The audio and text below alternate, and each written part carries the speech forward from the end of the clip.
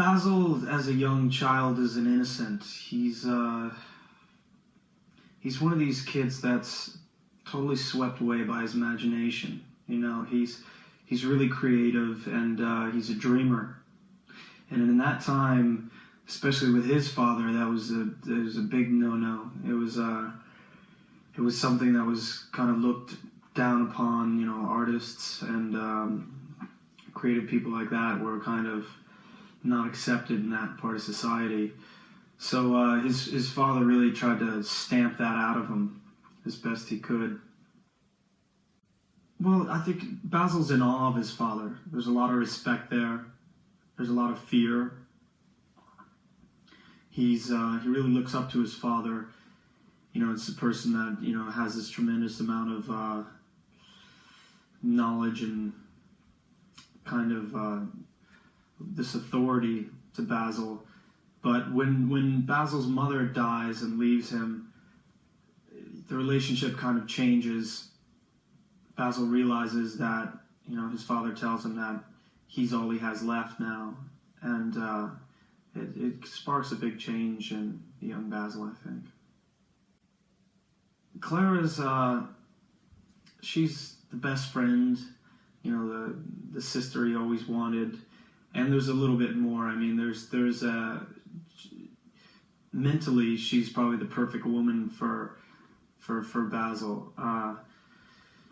You know, they've always kind of been comrades and gone to each other, you know, when they needed each other, and they're kind of a team, not really against father, but in support of each other.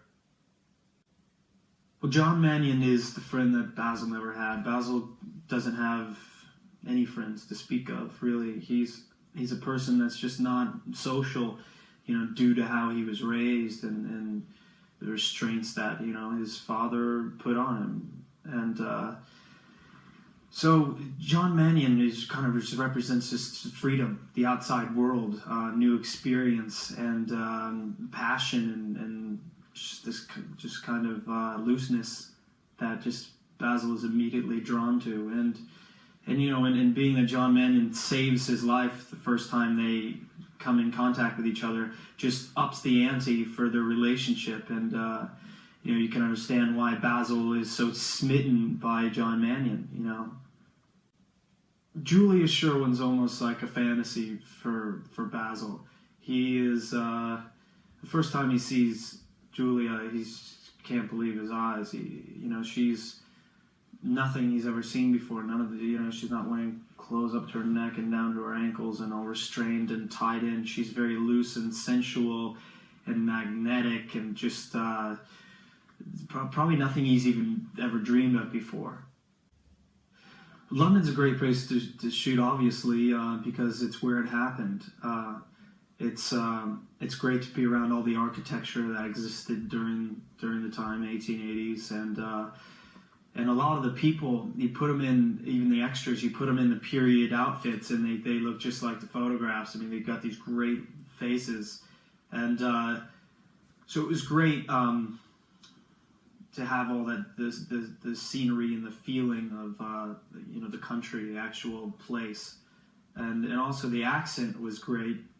Just to hear it 24 hours a day, you know, just to keep hearing the song in my head, or how people spoke, you know, how they speak, and it was just a constant reminder of what I was supposed to do. Basil's journey is a lot of things, you know. Number one, he becomes a man. He starts off a little boy and becomes a man, literally, and he also deals with a lot of demons. He goes from in a sense, you know, hating his father to forgiving his father, and realizing what's there and why people do things that they do. And there's a lot about acceptance and love and betrayal, and he goes through just a whole range of human elements, emotions, situations.